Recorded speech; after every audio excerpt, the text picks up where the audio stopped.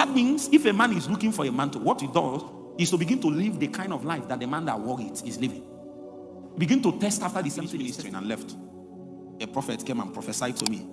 He didn't prophesy to me, he just called me a name. He called me Samuel. I said, I'm not Samuel. He said, but God said I should call you Samuel. Let me tell you something about Samuel. If Samuel does not come, David will not emerge. It's not possible. What David is doing at Adullam is what he learned at Nayot. Where useless men, people that don't have direction, no hope, people that people have looked down on. I say even people that are rebellious, like Saul came to Nayot, and the environment of Nayot is too strong that he bent you in. You know the story of Saul. The Bible said when he came to Nayot, he began to prophesy, and he prophesied naked from morning till night, until people asked the question and said, is Saul also among the what? Prophets? That's Samuel. But even Samuel was moved because he saw Eliab. He came out with a big chest. You know what Samuel said? Surely this is the Lord's anointed. Thank God that that man heard God and didn't stop hearing God. You know the good thing, are you with me? Yes. Some people heard God before. They used to hear God, but they are no more hearing now. And the basis of their judgment today is what they heard. I hope you know God moves. God moves. And if God moves, even if he said this today, and he has moved, if you walk on what he told you 5 years ago as the basis of starting a ministry or doing something for him, you will be lost. Because when God calls a man, and for example, that man did not answer when God called him, and what God wants you to do is what needs to be handled now. Are you following me? What he will do is that he will call another person to do that assignment. Now you wake up 5 years later and say that, when I was on campus, God told me to do this. Let me start it now. I say that time has passed. God might have something for you to do, but not that thing he told you. So you will need him to speak again. It is when he has spoken one more time that he will be sure where he's standing. So when Samuel appeared, he saw Eliab and said, behold, the Lord's anointed. God spoke again from the heaven. And thank God, Eliab was living his life and obeying the secret demands of God and receiving instructions in the secret place. That before Samuel came.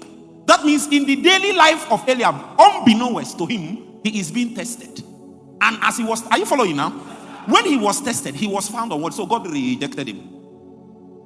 There is a difference between I didn't choose him and I rejected him. That means to reject something means we have subjected it to test and it didn't pass, so we rejected it. It is not that we didn't choose it. If you say, if it is we didn't choose him, it means that it's favoritism. That we just look, who amongst us? No. There is a particular kind of people. There is a particular kind of life. There is some things you give yourself to. Are you with me? Choose mantles. Mantles choose men. Let me tell you what it means. Are you with me? If you see a man living like Elijah lived, even if he says his name is John the Baptist, Jesus came and said that this is that Elijah that is to come. But they asked John, is that not so? They asked John, who are you? Are you the Christ? Who are you? Or are you that prophet? John said, I'm just the voice of one. Meanwhile, according to Jesus, this is that Elijah. So even if John said that I'm not Elijah, there is a kind of life.